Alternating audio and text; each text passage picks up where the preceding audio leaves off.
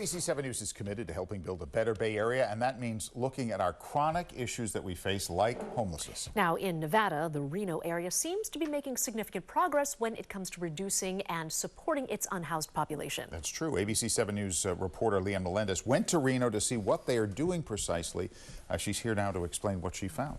Yeah, we wanted to know why they were being successful and why Reno, well, in preparation for our town hall, which ABC 7 News hosted, we sat down with the director of a nonprofit here in San Francisco, and we asked him, is any city having success at solving the homeless crisis?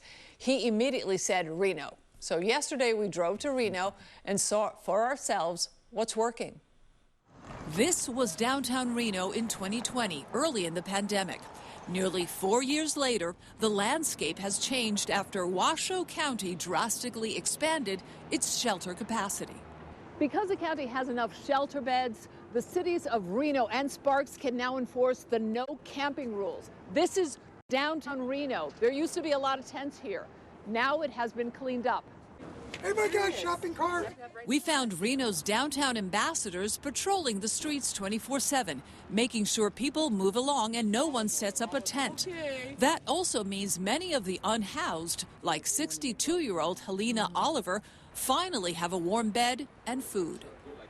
Finally, it was my time to live like a human being. What led to their success? Federal funding during COVID and a well-planned, coordinated effort between the cities of Reno, Sparks, and Washoe County.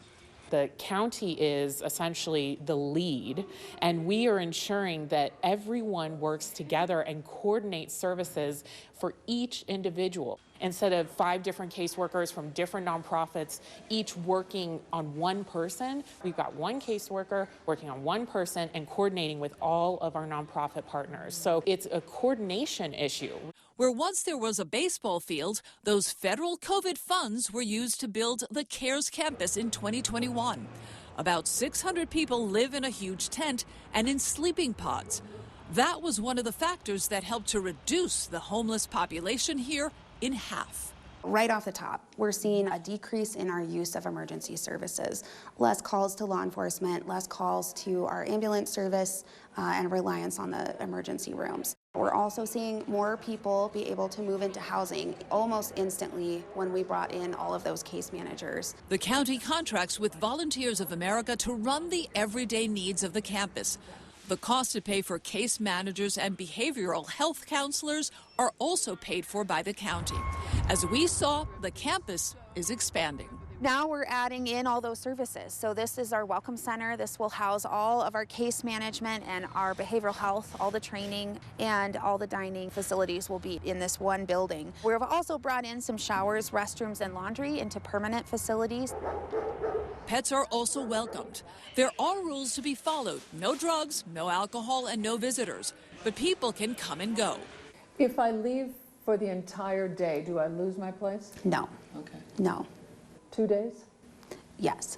That, she says, minimizes any disruptions and keeps people on track to getting support and eventually permanent housing. County officials have previously said they needed to get ahead of their homeless issue for fear they would turn into another San Francisco. When people think of San Francisco here in Reno and Sparks and the county, what comes to mind when it comes to the homeless? I think that it seems like there's not a handle on it. I think the coordination is a concerning factor, but we had that too. Washoe County has 500,000 people. San Francisco has a little more than 700,000.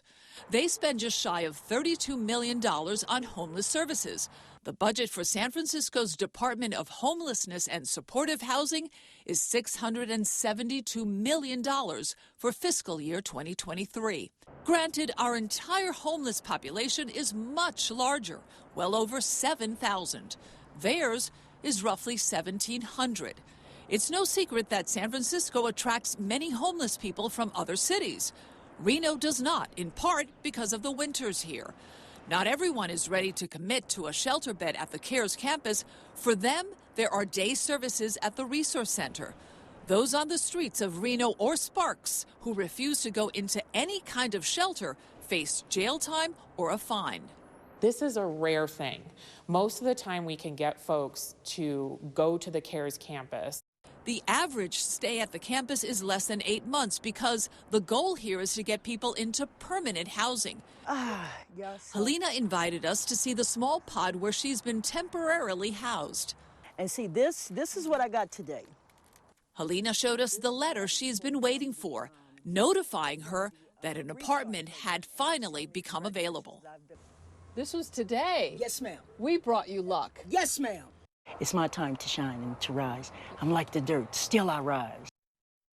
Oh, she's 62 years old. And, you know, people over 55 years old there represent about 45% of that county's homeless population, and that's a problem. There are people suffering from mental health problems. Fentanyl is an issue, but not like here. We did not see anyone using fentanyl openly like in San Francisco. Really? Not a single one. Wow. No, That's no. something. And you know, they also told me that they are certain that they will solve the chronic homelessness problem, and also homelessness among veterans. That's their goal. We should do a follow-up. Yeah, We should. absolutely. Obviously, they have a great intense focus on this problem. They Not full do. of it all. Yeah. All right, Leanne, thank you. Sure.